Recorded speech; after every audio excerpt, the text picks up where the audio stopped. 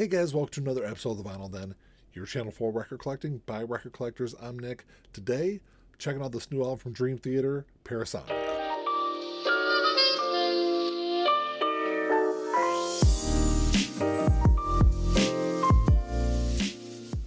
There's a bunch of links down below. You got links for the Vinyl Den Facebook group, for the merch page, for the Spotify and Apple Music playlist that I put together every week, and the Patreon page. So make sure you check all that out. Like always, if you enjoyed the episode, make sure you give me a thumbs up, hit that subscribe button down below, and make sure you hit that notification bell so you're notified every time I release new episodes. So Dream Theater's 16th studio album was released a couple weeks ago on February 7th. I actually was going to do this video a week ago, but then the Record Store Day list came out and kind of blew up my whole plans. But I want to talk about this album because I'm not generally a big metal fan or even a progressive metal fan. I've only listened to a few Dream Theater albums. I think the last one I listened to was probably, Metropolis Part 2 in 1999 was probably the last Dream Theater album I've listened to.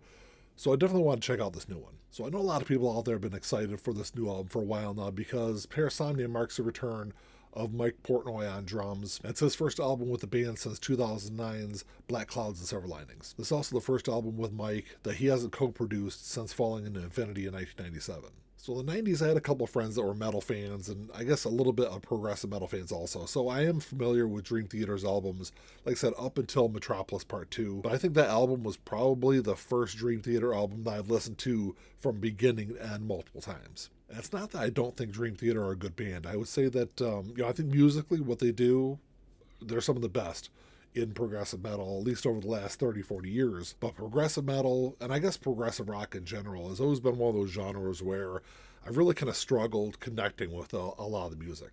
But ever since I was a kid, I've always been somebody who's trying to push my musical boundaries. Even if I don't think a band, even if I don't really like a band, or if I think they've made a couple of bad albums, I always want to try to go back and listen to their new material because there are some bands out there where I don't like their first 5, 6, 7 albums, and then finally it starts clicking with me, and then I love their newer stuff, and then I go back and kind of rediscover their older stuff also. The band was set to start recording for this album in 2023, but unfortunately there were delays in there. It got pushed back to 2024. I think a lot of that delay was just because in October 2023, Mike Mangini left the band. Mike Mangini was the drummer that took over from Mike after he left the band.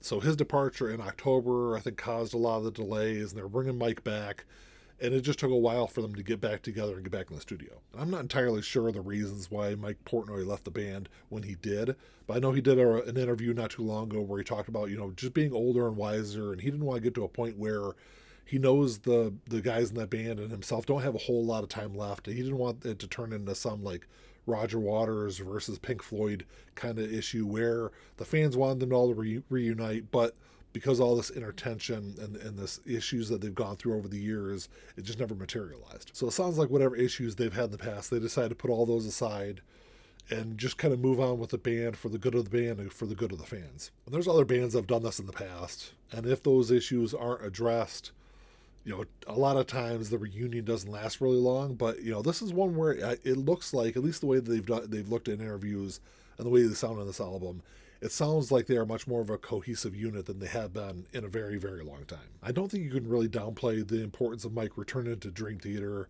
because from the time the band was created in 1985 until the time he left, he was a big driving force in the direction musically that the band took. And I think Mike Mangini did a really commendable job over the last 16 years. He was replacing an absolute legend in Mike Portnoy, someone who I've long said is one of the best drummers of the last 40 or 50 years. And I think, as good as Mike Portnoy is, Mike Mangini is a really great drummer in his own way also. And from what I've heard of him, Mike Mangini was absolutely incredible on those albums over his tenure in Dream Theater. When I first started going through the singles that were released off this album before the album came out, my first thought was it sounded like it was going to be a really dark and heavy album, and I think this is probably their heaviest album in the last 20 years, but it's actually, like looking at the cover, listening to those first couple of singles, it's actually not as dark of an album as I thought it was going to be.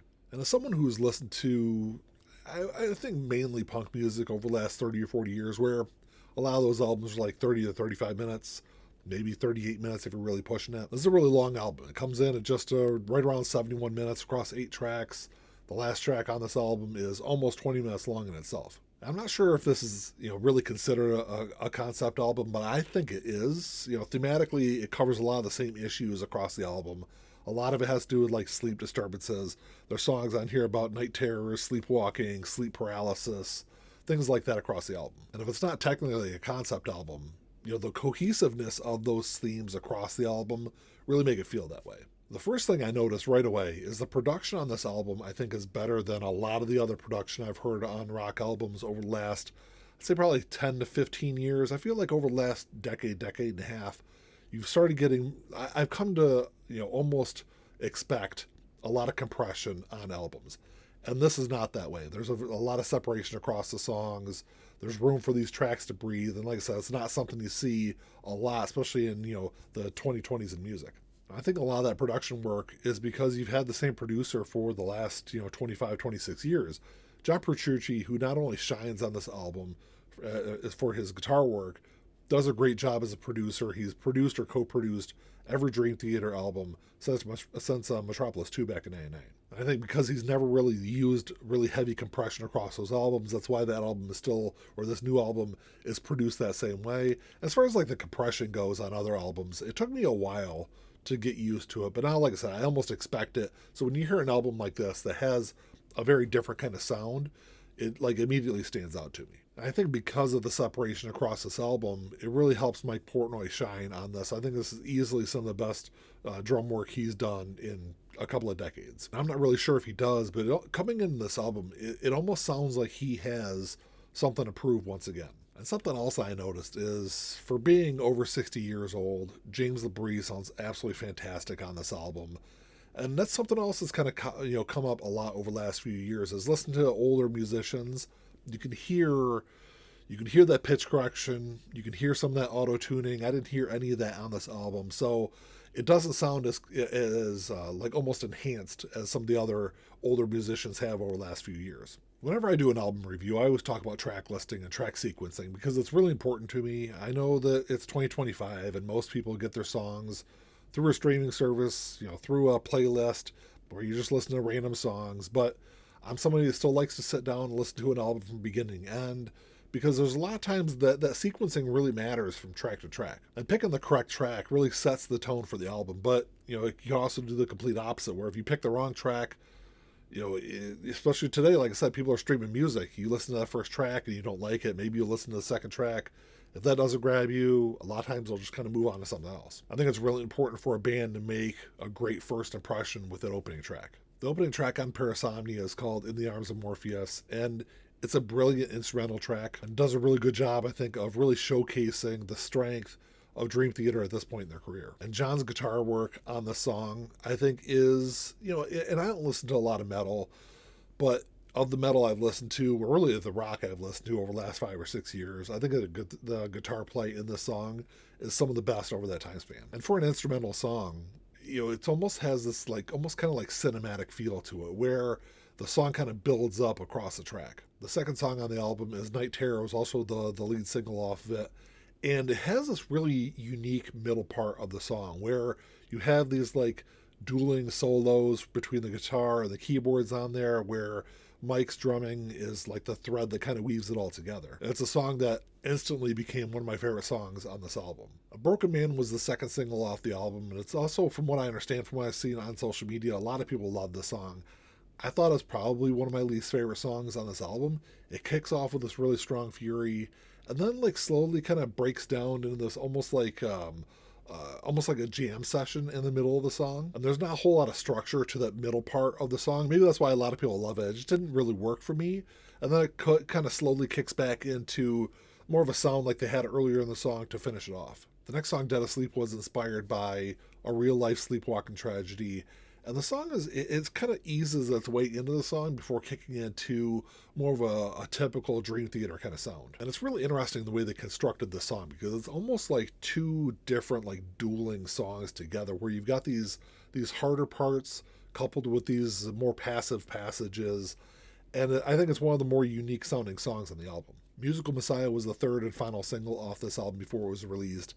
And I can't really exactly put my finger on why, but this has listening to the song the first couple of times, I think it has a really strong, like, late 80s Metallica vibe to it. I think it has one of the catchiest choruses on this album. And I think, like, I think mainly it's those musical transitions in the song that have that Metallica feel to it. And don't get me wrong, I don't think that's a bad thing. Late 80s Metallica is when I fell in love with the band. And so it's cool to hear in 2025 something that's kind of reminiscent of that period. And then that's followed up with Are We Dreaming, which is just this short instrumental track. It's almost like a little interlude. It's a minute and a half long. I don't know. It's just there. I can probably do without that one. And then the second last track on the album is called Bend the Clock. And it starts out with this, like, it's more like simple guitar playing with the vocals at the beginning of the song. It's almost like this balladish kind of track. I thought it really worked. It's one of my favorite tracks on the album. Maybe it might be my favorite track overall. And then the album finishes with that big, long, epic track, The Shadow Man Incident. You know, it's almost 20 minutes long. It's this big, long, epic, complex piece. And this is kind of where progressive rock and progressive metal kind of lose me. It's not a bad track in any way. Don't get me wrong there. But at almost 20 minutes long, there are parts of the song that really kind of feel like they drag on.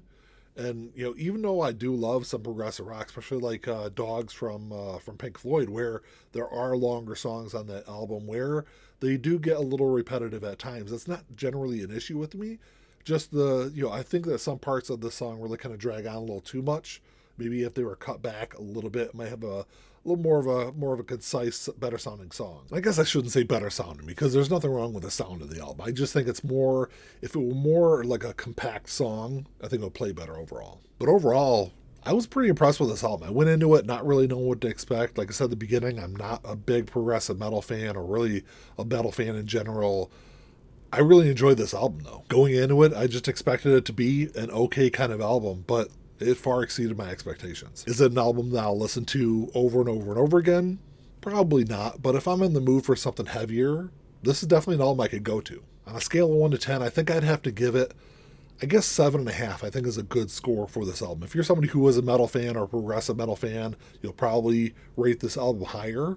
But I think 7.5, I think is a really good score for it. I think it's an album that's probably not going to win them new fans, but if you're a Dream Theater fan, I think you're going to love this album. And this is one of those albums where I really expected to see it on a lot of best of lists at the end of the year. And if you are somebody who is a big progressive metal fan and you're not really into Dream Theater, I think this is a little more accessible than some of the other Dream Theater albums. But I still don't see it winning over a lot of newer fans for them. Some of my favorite tracks on here: Bend the Clock, Midnight Messiah, Night Terror, In the Arms of Morpheus. I think those are the best tracks on there. At least those are the tracks I'll listen to over and over again. I'll probably put a couple of those on a playlist for this year. But I really have the two skippable tracks: A Broken Man and Are We Dreaming. I think of the only two tracks I can kind of do without. So whenever I do these reviews, I always ask, is this an album that I would pick up a physical copy of, either on vinyl or on CD? Probably not with this one, but it's not really anything to do with me thinking this is a bad album.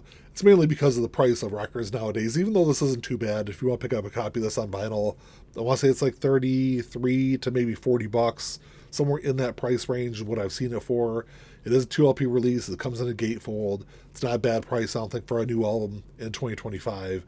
But with the rising cost of records, I always have to ask myself, is this an album I'm going to have to listen to, or I'm going to listen to, enough to justify picking up a copy of it? So if I can grab it on sale somewhere, maybe I will pick up a copy of it, or maybe I'll pick it up on CD eventually. But, it's something I don't have to rush out right now and buy. Well, that's all I got for you today, guys. Thanks for checking the show out. Make sure you drop me a comment down below. Let me know what you guys think of this album. If you listened to it yet, what are your thoughts on Dream Theater? As somebody who's never really ventured deep into their catalog, I really enjoyed this album. I enjoyed it more than I thought I would. But I still don't think this is an album that's going to make me turn into a big Dream Theater fan. But I enjoyed it. I don't think it's going to end up in my top 10 at the end of the year. We'll end up seeing how that goes, though. But let me know what you guys think. Like always, if you enjoyed the episode, make sure you give me a thumbs up. Hit that subscribe button down below. That's all I got. Until next time, keep all spinning. Peace.